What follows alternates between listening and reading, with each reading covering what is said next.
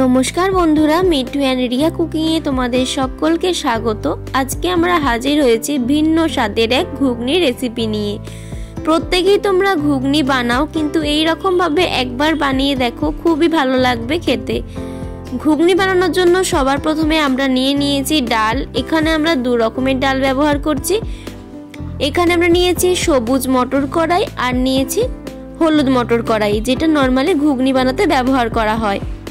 সবুজ মটর কড়াই বলতে শুকনো যে সবুজ মটর কড়াইগুলো পাওয়া যায় সেগুলোই ব্যবহার করেছি। প্রথমেই ডাল দুটোকে প্রেসারের মধ্যে দিয়ে একটু তেল আর লবণ দিয়ে 3টে সিটি দিয়ে সিদ্ধ করে নেব। ডালটা ওদিকে সিদ্ধ হতে হতে এখানে বেশ কিছুটা পরিমাণে আলুকে কেটে নিয়েছি। মিডিয়াম সাইজের পিস করে এরকম ডুমো ডুমো করে আলুগুলো কেটে নিয়েছি। তোমরা যদি চাও আলু নাও দিতে পারো, তবে এই ঘুগনিটাতে আলু দিলে কিন্তু খেতে খুব ভালো লাগে। তেলটা ভালোভাবে গরম করে নেওয়ার পরে এবার আলুগুলোকে এর মধ্যে দিয়ে নিয়ে সামান্য একটু হলুদ আর লবণ দিয়ে আলুগুলোকে বেশ লাল লাল করে ভেজে নিতে হবে। ঘুগনিতে যে আলুটা তোমরা ব্যবহার করবে সেই আলুটাকে চেষ্টা করবে সবসময়তে এইরকম একটু লাল লাল করে ভেজে নিতে। আলুটা এমনভাবেই ভাজতে হবে যাতে আলুটা ভাজতে ভাজতে প্রায় 95% মতো সিদ্ধ হয়ে যায়। এখানে আমরা বেশ কিছু সবজি কেটে নিয়েছি, যার মধ্যে রয়েছে পেঁয়াজ, দুটো মিডিয়াম সাইজের পেঁয়াজকে কুচি করে নিয়েছি, আর রসুন নিয়েছি বেশ অনেকটা পরিমাণে। এখানে 15-16 কুয়া রসুনকে কুচি করে নিয়েছি বেশ কিছুটা পরিমাণে ফ্রেশ ধনেপাতা, আর মিডিয়াম সাইজের একটা টমেটোকে কুচি করে নিয়েছি। আলুগুলো এখানে সুন্দর করে ভাজা হয়ে গেছে। এবার আলুগুলোকে তেল ঝরিয়ে তুলে নিচ্ছি। আমি এখানে চন্দ্রমুখী আলু ব্যবহার করেছি, ফলে আলুটা ভাজার সময়তেই কিন্তু সুন্দরভাবে সিদ্ধ হয়ে গেছে। আলুটাকে তুলে নেওয়ার পরে ওই তেলের মধ্যে আরো বেশ কিছুটা পরিমাণে তেল দিয়ে নিলাম। নেওয়ার পরে ফোড়নে দিয়ে দিচ্ছি দুটো তেজপাতা, দুটো শুকনো লঙ্কাকে ফাটিয়ে দিয়ে দিলাম, আর দিচ্ছি গোটা জিরে। ফোড়নটা দেওয়ার পরে সুন্দর করে ভেজে নিতে হবে। অবশ্যই কিন্তু গ্যাসের ফ্লেম লোতে রাখতে হবে, তা না হলে কিন্তু ফোড়নটা পুড়ে যেতে পারে। গ্যাসের ফ্লেম লো অবস্থাতে রেখে এর মধ্যে দিয়ে দিলাম 1 চামচ কাশ্মীরি রেড চিলি পাউডার, আর দিয়ে দিচ্ছি 1 চামচ চিনি আর কাশ্মীরি রেড চিলি পাউডারটা তেলের ওপরে দিলে রংটা কিন্তু খুব ভালো আসবে ঘুগনির। এবার এর মধ্যে দিয়ে দিলাম কুচিয়ে রাখা রসুনটাকে সুন্দর করে ভেজে নিতে হবে।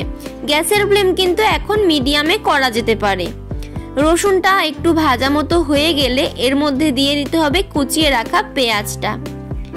কুচিয়ে রাখা পেঁয়াজ ও টমেটোটাকে এর মধ্যে আমরা দিয়ে দেব। পেঁয়াজ ও টমেটোটাকে সুন্দরভাবে এখানে ভাজা ভাজা করে নিতে হবে যতক্ষণ না পর্যন্ত পেঁয়াজ ও টমেটোটা নরম হয়ে যাচ্ছে। 2 মিনিট মতো ভাজা ভাজা করার পরে দেখো পেঁয়াজ ও টমেটোটা সুন্দরভাবে কিন্তু এখানে নরম হয়ে গেছে। এবার আমরা এখানে দিয়ে দিলাম 1 চামচ পরিমাণে আদা বাটা। আদা বাটাটা দেওয়ার পরে সুন্দর করে ভালোভাবে কষিয়ে নিতে হবে যাতে আদার কাঁচা গন্ধটা চলে যায়। আদাটা সুন্দর করে কষানো হয়ে গেলে এখানে দিয়ে দিচ্ছি 1 চামচ হলুদ গুঁড়ো, 1 চামচ ঝাল লঙ্কার গুঁড়ো, 1 চামচের একটু কম জিরের গুঁড়ো, আর দিয়ে দেব 1 চামচের একটু কম 1/2 চামচ মতো ধনে গুঁড়ো। সমস্ত গুঁড়ো মশলাগুলো দেওয়ার পরে মশলার সাথে সুন্দর করে কষিয়ে নেব। গ্যাসের ফ্লেম কিন্তু এই অবস্থাতে কোনোভাবেই হাই করা যাবে না। মশলাটাকে 2-3 মিনিট সময় ধরে ভালোভাবে কষিয়ে নেওয়ার পরে যখন তেল ছেড়ে বেরিয়ে আসবে এর মধ্যে আমরা অ্যাড করে দেব ভেজে রাখা আলুগুলো। আলুটাকে দেওয়ার পরে সুন্দরভাবে কিন্তু মশলার সাথে সুন্দর করে কষিয়ে নিতে হবে। তোমরা চাইলে আলুটাকে স্কিপ করতে পারো। আলুটাকে যদি তোমরা স্কিপ করো তাহলে এই স্টেপটা তোমরা স্কিপ করে দেবে, ডাইরেক্ট মটরটাকে দিয়ে দেবে। এবার আমরা যে মটরটাকে সেদ্ধ করে রেখেছিলাম সেই সেদ্ধ করা মটরটা মশলার মধ্যে দিয়ে দিচ্ছি।